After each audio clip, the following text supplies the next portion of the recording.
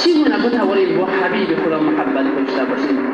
اولین شرطش درود است.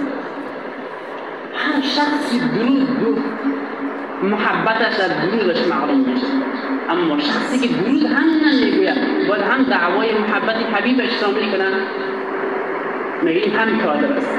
اما شخصی حبیب خدا را خواب میبینه، خوب میبینه پیامبر علیه السلام را، اما پیامبر مبارک چهرهش را از این شخص میگیره، سیل نمیکنه طرفش. چقدر وقت خطرناک است. حبیب خدا را در خوابش میبینه اما ناراض، چهرهش را طرف این دور نمیدهد. سلامی که این شخص: ای حبیب خدا، آیا از من خفه هستی؟ درباره من غضب کرده ای که به چهره من نمیبینی؟ حبیب خدا میگه نه خیر. میگه خیر چرا نمیبینی؟ میگه من از علمای امتت شنیدم در دنیا که آنها میگوید که پیامبر علیه السلام امتش را از مادری که فرزندش را میشناسد، میگه از مادر کردن پیامبر علیه السلام امتش را بیشتر و زودتر میشناسد، اما شما طرف من نظر نمیکنید. این چه علت است؟ اینجا حبیب خدا میگه علمای امتم راست میگویند. بله من امت خدا را میشناسم، اما سبب شناخت امتم چه هست؟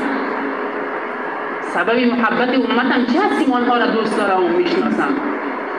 میگه این درود است، اما تو ثانیه ها و دقیقه ها، ساعت ها و روزه ها، هفته ها و سال ها تیر میشد، یک درودی برای من نمیگفتی. من هم شناخت و محبتی که بر امت دارم توسط همین درودهایش است. هر کی درود برای من گفت من آن را میشناسم، به اندازه درودش من هم محبت و شناختم به او زیاد میشه.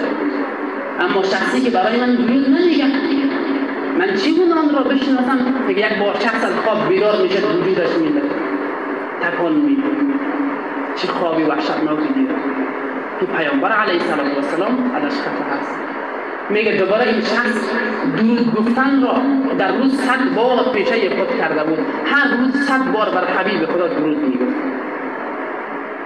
میگه دوباره شب خواب میبینه حبیب خدا را، دوباره به چهره خندان میآید طرف این شخص.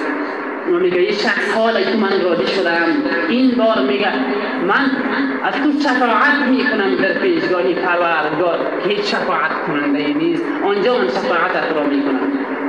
میبین بعدا چه خواب شیرینی میبینه، چون اونجا وقتی دعوای محبت کرده بود انجامش داد که درود گفتن برای حبیب خدا. این بار حبیب خدا هم راضی